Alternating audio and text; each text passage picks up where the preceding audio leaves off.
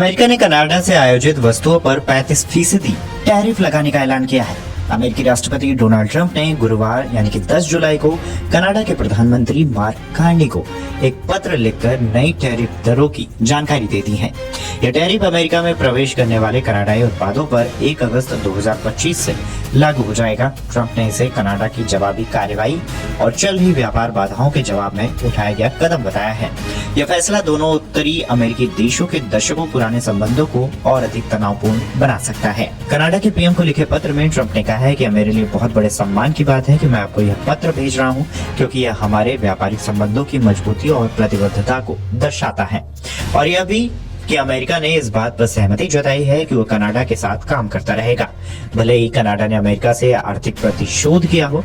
जैसा कि आपको याद होगा कि अमेरिका ने फेंटानाइल संकट से निपटने के लिए कनाडा पर 25% का टैरिफ लगाया था, जो आंशिक रूप से इस वजह से है कि कनाडा इन नशीली दवाओं को हमारे देश में आने से रोकने में विफल रहा है। ट्रंप ने पत्र में लिखा है कि अमेरिका के साथ सहयोग करने के बजाय कनाडा ने जवाबी टैरिफ लगा दिए हैं। 1 अगस्त 2025 से हम कनाडा से अमेरिका भेजे जाने वाले उत्पादों पर 35% टैरिफ लगाएंगे, जो सभी सेक्टोरल टैरिफ से अलग होगा।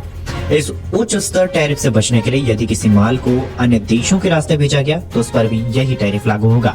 जैसा कि आप जानते हैं, यदि कनाडा या आपके देश की कंपनियां अमेरिका में उत्पादन बनाना या निर्माण करना चाहती हैं तो उस पर कोई टैरिफ नहीं लगेगा, बल्कि हम आवश्यक मंजूरियां शीघ्र, पेशेवर और नियमित तरीके से देंगे। ट्रंप ने आगे लिखा, यदि किसी कारणवश आप अपने टैरिफ को बढ़ाने का निर्णय लेते हैं तो आप जो भी शुल्क बढ़ाएंगे उतना ही अमेरिका इस 35% शुल्क के साथ जोड़ देगा। इसके साथ ही मुझे यह भी उल्लेख करना होगा कि फेंटानाइल की आपूर्ति ही हमारे लिए कनाडा से जुड़ी एकमात्र चुनौती नहीं है। कनाडा की कई टैरिफ और गैर टैरिफ नीतियां तथा व्यापार बाधाएं भी हैं, जो अमेरिका के लिए असहनीय व्यापार घाटा पैदा करती हैं।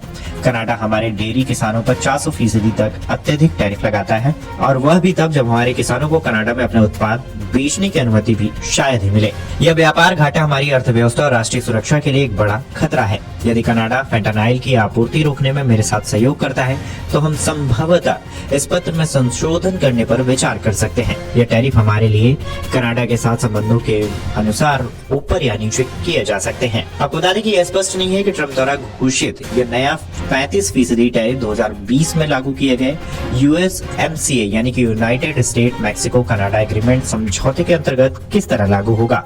अभी की व्यवस्था में कुछ वस्तुएं इस समझौते के तहत शुल्क मुक्त हैं, लेकिन इस संधि की समीक्षा 2026 में प्रस्तावित भी है। हालांकि ट्रंप की ओर से इस हफ्ते कई देशों को ऐसे टैरिफ वाले पत्र भेजे गए हैं, लेकिन कनाडा खासतौर पर ट्रंप के निशाने पर रहा है।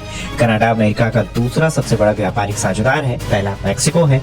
जून में ट्रंप ने कनाडा से डिजिटल सेवा कर यानी कि डिजिटल सर्विस टैक्स को लेकर व्यापार वार्ता रोक दी थी, जो अमेरिकी टेक कंपनियों को प्रभावित कर सकता है। हालांकि बाद में जब कार्नी ने यह कर वापस लिया तब बातचीत फिर से शुरू हो गई। प्रधानमंत्री बनने के बाद कार्नी ने अमेरिका पर अपनी निर्भरता घटाने की नीति अपनाई है और यूरोपीय संघ और यूनाइटेड किंगडम के साथ संबंध मजबूत करने की दिशा में कदम उठाए हैं। ट्रंप की टैरिफ नीति लगातार आक्रामक और अस्थिर रही है। उन्होंने बुधवार को ब्राजील पर भी 50% टैरिफ लगाने की घोषणा की, जिस पर ब्राजील की ओर से कड़ी प्रतिक्रिया दी गई थी।